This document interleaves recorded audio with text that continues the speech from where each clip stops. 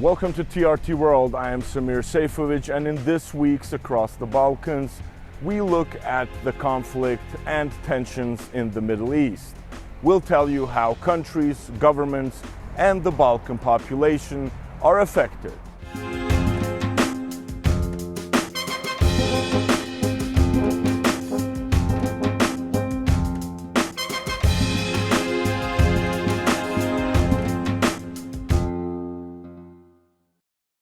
Israel's attack on Iran over its perceived nuclear power ambitions caused a violent escalation, sending shockwaves within and beyond the region.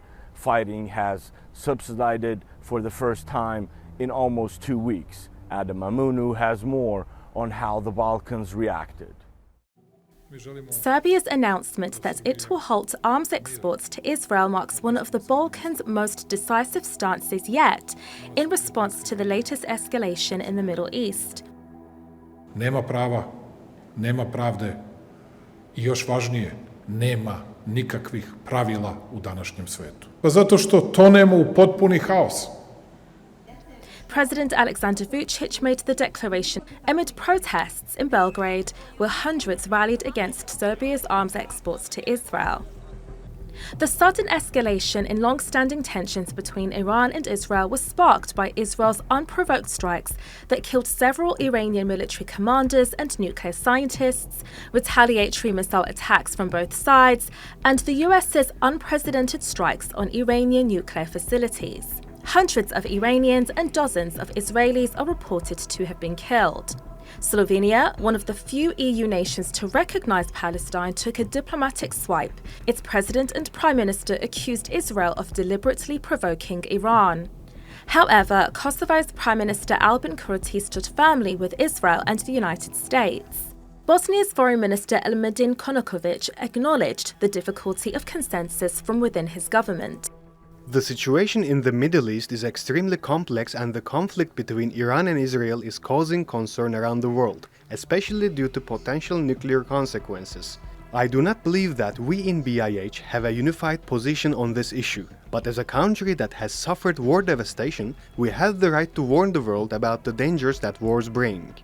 Several Balkan states already began evacuating their citizens. Bulgaria was among the first, airlifting more than 140 people, including its nationals, as well as those from the US, Slovenia, Albania, and Kosovo. And protests erupted across other parts of the Balkans. In Athens, demonstrators filled the streets calling out Israel and the US. Προφανώς υπάρχει μια κλιμάκωση με στόχο το κέρδος, γιατί θέλει να κερδίσει το Ισραήλ περισσότερο κέρδος. Δείχνουν τη δύναμή τους μπροστά σε έναν άμαχο πληθυσμό στο Ιράν. Γι' αυτό φαίνεται καθημερινά το πώς επιτίθεται το Ισραήλ και κλιμακώνει το πόλεμο για τα κέρδη τους. Israel has continued its military onslaught and blockade of the Gaza Strip, where more than 55,000 Palestinians have been killed. Adam Amunu, Across the Balkans. As tensions between Iran and Israel erupted into open conflict, concerns are mounting about regional stability, global alliances, and the risk of a wider war. To explore the implications, we spoke with former Bosnian ambassador in Iran and international relations analyst Emir Hadzikadunic. Professor Hadzikadunic, thank you very much for talking to TRT World and for the show Across the Balkans. We are seeing enormous shifts of security in the Middle East. Considering the US military operations previous years in Iraq, Libya, and Afghanistan, what are we to expect from this particular war where the US has been drawn into fighting Iran alongside Israel? Yeah, thank you for having me, first of all. Well, that's a big question, which has different angles. The regional order is preserved by the American military presence in different bases across the Gulf countries. So the US would like to preserve regional order and does not allow any peer competitors such as China and Russia. So this is one dimension. Second dimension is they have been involved by their presence, physical military presence, but now targeting Iran. And that's a huge shift. And from Sunday morning on, they have been on offensive as well. They have targeted 3 military sites. This is a huge change. But we don't have yet their boots on the ground.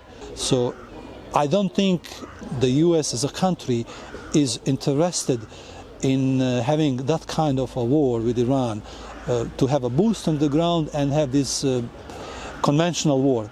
So that would be a big deal, that would be a big shift. So far, I think Iran and the US are both interested to de-escalate their mutual conflict.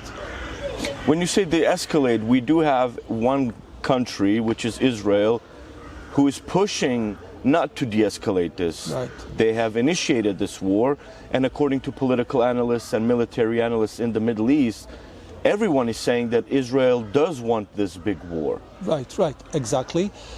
Israel is an aggressor, no question about this. Israel is a bully country, they bully around. This is a known, this is conventional wisdom. Yes, Israel is attacking all these neighboring countries and now attacking Iran as well. Maybe more interesting dimension is Iranian response to these attacks. Iran has acted as very rational actor. They did not escalate in a way to attack US military bases. They are a very rational actor. They are offering diplomacy and they are responding in their self-defense by targeting Israel alone. So they would like to isolate their military war, their military action with Israel alone. They don't like to have more enemies, especially the US. You've mentioned this. Israel has dismantled international law, human rights conventions, Right. Geneva conventions. Right. It has targeted sovereign countries. Right. Why are we tolerating, politically correct to say, Israel's behavior towards its neighbors, and when Iran does respond, Iran is being portrayed by Western media as the potential threat? It is because we live in a realist world, and in a realist world, the strong states, they do what they like, and weak states, they suffer what they must. We don't have a law, we don't have an international law, we don't have a moral background, we don't have international community, UN institutions. They don't have capacity to protect civilians. See genocide in Gaza, 55,000 people have been slaughtered, 2/3 of them women and children. International bodies have been unable to protect them. Gaza has been leveled. Yet Israel is escalating. We have ICJ case against Israel, we have ICC case against Israel, yet Israel is not deterred. They just pursue with their offensive, with their aggressive and escalatory measures. And we live in a different world. A rules-based order, institutional, liberal, and rules-based order no longer exist. So to call for international law is an illusion. We don't live in such a world. This is a realist world, the world of great power politics. And as I said at the very beginning of your question, the strong state, strong regional states, they will do what they like. The Western narrative is to prevent Iran from becoming a nuclear power or even enriching. Why is nobody questioning Israel's nuclear capacities? Well, this is yet another hypocrisy of the international order. So unlike Iran, which has signed NPT, which is an active member in the agency, they are involved through diplomacy. They would like to bring their file and resolve it through diplomatic means. Israel is not signatory member, is not a member of the NPT treaty. So the country which is not a member to the NPT is bullying around, is bombing another country which has this nuclear file but would like to discuss it through diplomatic means. Well, this is hypocrisy at the highest level. We don't live in a moral world, we don't live in a legal world, we live in a realist world. And again, the strong will do what they like and weak will suffer what they have to. Professor, how will this war impact not just military, but economies around the world? Yeah. We're already seeing geopolitical shifts. What will be this impact? Are we at the beginning of something big? Is it trying to be controlled? What will we see in the coming days? Well, this war has implications at the regional level and at the international level. It has implications for the regional order, and it has also implications for the international order. When we speak about the regional order, we have a country, Israel, which is a very powerful country, and they would like to bully around, and they would like to submit all neighboring countries to its political will. And if these countries are not ready to submit themselves, then they will be bombed. So this is a message to all countries, weak and strong. So this is a regional dimension. The international dimension is, well, we have the US, which would like to preserve an international order or its dominance, political and military dominance in the Middle East. They don't like to see peer competitors such as China and Russia interfering in the Middle East affairs. They don't like to see China being present in Iran or Russia having close relations with Iran. They like to be the most dominant. So this is a huge dynamics at the regional and international level with all these consequences, humanitarian, economic, demographic, all these consequences. We see the flights have been cancelled, the air traffic has been diminishing, Israeli airspace is closed, Iranian airspace is closed, we have GPS being activated in the Persian Gulf, so this is disrupting the air traffic. So there are so many consequences which are emerging, and even more so we can expect them even to get worsening. Thank you very much for your time, Professor Hadjikadar. You're welcome. Thank you for inviting me. During the Cold War, Yugoslavia led a bold third path to unite nations beyond East and West, with rising global tensions and Serbia balancing ties between East and West, the global South. Katarina Petrovic reports from Belgrade on Tito's legacy and the non-aligned movement.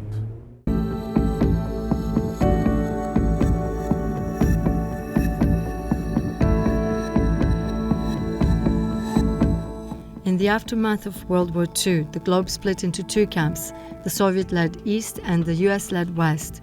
Countries faced pressure to align politically and economically. Under its charismatic leader, Josip Broz Tito, Yugoslavia refused to choose a side, developing a strategy of non-alignment to balance East and West. Even from the late 19th century, the logic of the small ones was always that even if you are a friend with a great power, their embrace can sometimes be suffocating. Launched in Belgrade in 1961 with 25 newly independent nations, the non-aligned movement gave voice to countries seeking sovereignty, anti-colonialism, and freedom from Cold War domination.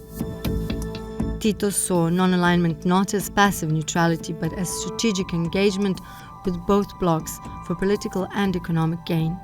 Tito advocated a completely different idea of non-alignment, which for them means to manipulate the Cold War rivalry for your own selfish interest, which in this sense implied extracting primarily economic resources from both of the competing superpowers without sacrificing your own strategic or political autonomy. Former Yugoslavia, it did reap some benefits, like for example increasing Yugoslavia's diplomatic clout, while still securing, for example, contracts for Yugoslav state-owned companies, like for example construction work across what was then labeled as the Third World.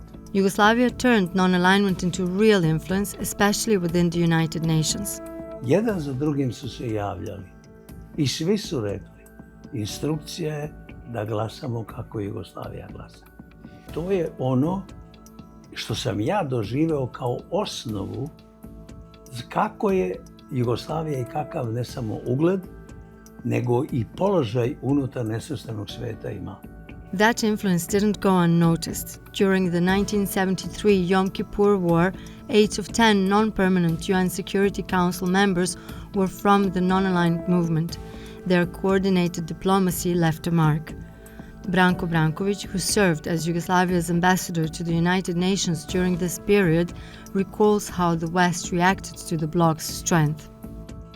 Kad se to sve završilo, na jednom od internih skupova zapadnih zemalja doneli su zaključak da ne smeju nikada više da dozvole da toliki broj nesvrstanih zemalja bude u isto vreme u članstvu Ujedinjenih nacija.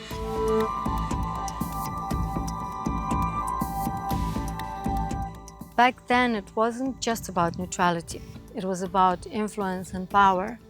Yugoslavia turned non-alignment into a global diplomatic idea, giving smaller countries a voice between superpowers. Now, with the world shifting once again, we're asking, do those ideas still matter?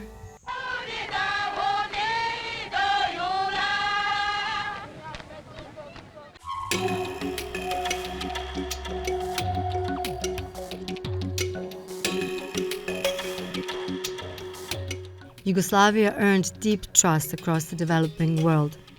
Svi su znali da jedino Jugoslavija ima sva vrata otvorena u vladama većine afričkih zemalja.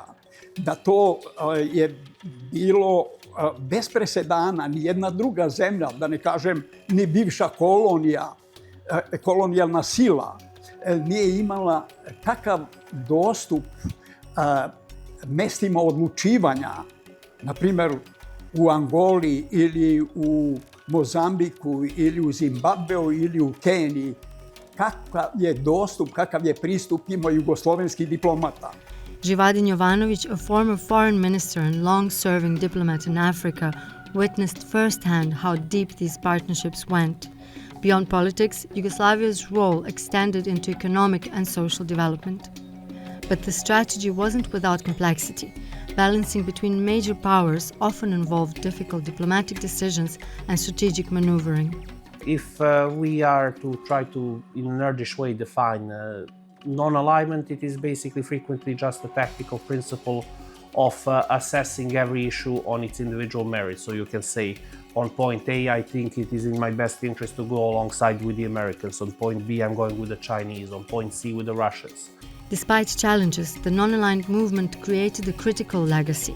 It helped shape international norms and significantly contributed to global stability and peace. Međunarodno pravo koje je posle nastalo, jer međunarodno pravo je sve moguće konvencije iz svih oblasti crpele su osnovu iz Povelje Ujedinjenih nacija. To je, ja mislim, veliki doprinos nesvrstanih zemalja. Mi 80 godina nemamo svetskog rata, a to je isključivo doprinos Ujedinjenih nacija, koje su gdje god se koja kriza kad pojavila, tražili su dogovore, razgovore u okviru i under the auspices, što bi se reklo, Ujedinjenih nacija. Today, Serbia, Yugoslavia's successor, still holds the potential to bridge divides. Najveće dostignuće je to prijateljstvo trajnog karaktera. To nije bilo prijateljstvo i odnos i poverenja od danas do sutra. To je nešto što i danas traje. Ogromna većina, ako ne sve nesvrstane zemlje, vide Srbiju kao jedinog autentičnog sledbenika pokreta nesvrstanih zemalja. Meni lično pomalo je u duši žao zašto je Srbija samo posmatrač danas u pokretu nesvrstanih zemalja, zašto nije punopravni član. After Yugoslavia's collapse in the 1990s, Serbia lost its non-aligned movement leadership and became an observer. As new geopolitical tensions arise, perhaps the movement's greatest lesson is that influence and peace often lie in strategic autonomy, reminding us that smaller nations, even today, have the power to shape global affairs. Katarina Petrovic, Across the Balkans, Belgrade. Romania is embracing nuclear innovation with a new facility that could place it at the center of Europe's future energy landscape, in a region long tied to fossil fuels and geopolitical risks. Selen Eshenchai reports. Romania is making a major move in nuclear innovation. The country has started building Europe's first tritium removal facility at Cernavodă nuclear power plant. It's partially financed by a €145 million loan from the European Investment Bank and expected to be completed in 2028. This will be only the third such facility in the world after Canada and South Korea. Nuclear Electrica and Korea Hydro and Nuclear Power have signed the EPC contract for its construction. For Romania, this is a strategic leap. It boosts energy security, creates potential for tritium exports, and positions Romania as a leading force in nuclear innovation in Europe. For the EU, it's a major milestone. Romania becomes the first member state to gain this capability. It could support fusion research, help reduce reliance on Russian gas, and move the EU closer to its climate goals. It's a project that could transform how nuclear waste is handled and how countries secure their future energy needs. Η μόνη λύση για να αντιμετωπίσουμε το πρόβλημα του ενεργειακού νησιού που είναι τα Βαλκάνια είναι περισσότερες διασυνδέσεις. Αυτό βέβαια παίρνει χρόνο. Από τη στιγμή που θα αποφασίσουμε να κάνουμε μια νέα διασύνδεση μπορεί να περάσουν και 10 χρόνια. Energy Minister Sebastian Burduja says the facility will allow Romania to safely extract and store tritium, transforming former waste into a strategic asset for fusion power. This puts Romania in an elite group of countries with tritium processing capacity. The facility is built using Romanian-developed technology in partnership with South Korea. It could position Romania as a nuclear leader in the region. Behind me is Romania's Ministry of Energy, where the country's nuclear roadmap is being reshaped. With Europe's first tritium removal facility now under construction, Romania is no longer just a player, but a potential leader in the region's nuclear energy race. But Romania isn't alone. Across the Balkans, several countries are turning or returning to nuclear energy. Bulgaria's Kozloduy plant provides nearly 1/3 of the country's electricity. Plans for new reactors are underway. Serbia is exploring nuclear options with French partners, including the feasibility of small modular reactors. And even though Croatia doesn't have domestic nuclear power plants, the country co-owns the Krško facility in Slovenia, supplying about 16% of its electricity needs. Το μήνα ο λογαριασμός είναι γύρω στα 150 ευρώ, με χρήση ελάχιστη, γιατί όλοι λείπουμε συνέχεια από το σπίτι. Χρησιμοποιούμε μόνο τις βασικές συσκευές και μόνο από τις 8-9 η ώρα και μετά. Romania's new facility could reshape Europe's nuclear future. But key questions remain. Can the rest of the region catch up? And can the EU build a secure, clean, and independent energy future together? Ancient craft lies in the hands of a new generation. With no cement, no glue, just skill and stone, builders are preserving the age-old art of dry stone walling. Adam Amunu shows us how this heritage is being kept alive in beautiful Croatia. From above, the Croatian island of Bavljanec may look like a giant fingerprint. But it, like many other parts of the country, is home to an ancient construction craft that is on the verge of disappearing.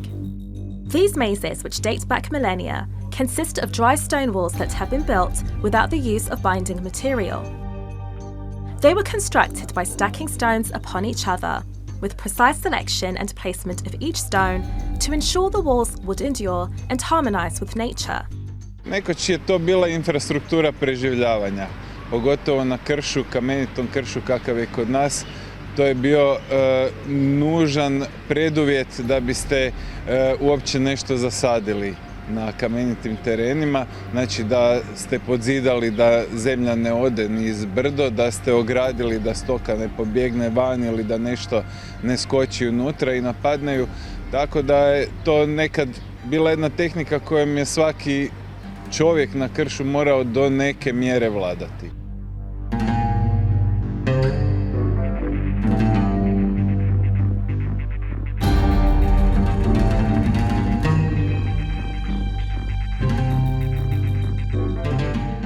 But Croatia's dry stone walls are threatened by construction works and coastal concreting linked to tourism. As a result, these structures are often relocated or destroyed.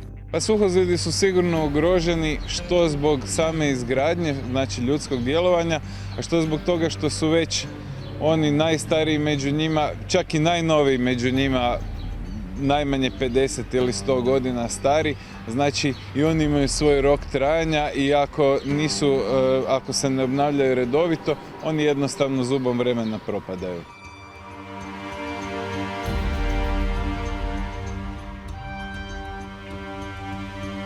But a new generation of dry stone wallers is being trained to prevent this in places like the coastal village of Muščenica. The Forgrada Dragodid Association runs workshops for people like Vladimir, who drove 2 hours from northern Croatia. Današnja urbanizacija gdje ljudi samo dođu, zakopaju bagarom i nešto preliju betonom je dakle uzela previše maha. Mi ovdje sa mladim naraštajima koliko su se vidjeli na bagrima i svugdje nas je, nadam se da će doprinositi tome da se ti suhozidi očuvaju i da njihova tradicija barem u nekim manjim dijelovima Hrvatske bude očuvana. With climate change heightening the risks of soil degradation and fire, advocates of the dry stone walls say preserving them is not just about heritage, it is about sustainability. The structures are beneficial in preventing soil erosion, containing the spread of fires, and fostering biodiversity. It's hoped the multifaceted value of the stone walls will encourage authorities to integrate the structures into new developments rather than remove them. Želim zaštititi jer sve više se grade apartmani, kuće za odmor i suhozidi se uništavaju i imovina se sva prodaje tako da malo ljudi ostaje na selu i želimo vratiti da ljudi dođu na selo. In the meantime, no stone is being left unturned to keep this heritage alive. Adam Amunu across the Balkans. Thank you for watching TRT World and letting us once again take you across the Balkans. That is all from the team for this week. We hope to see you next time.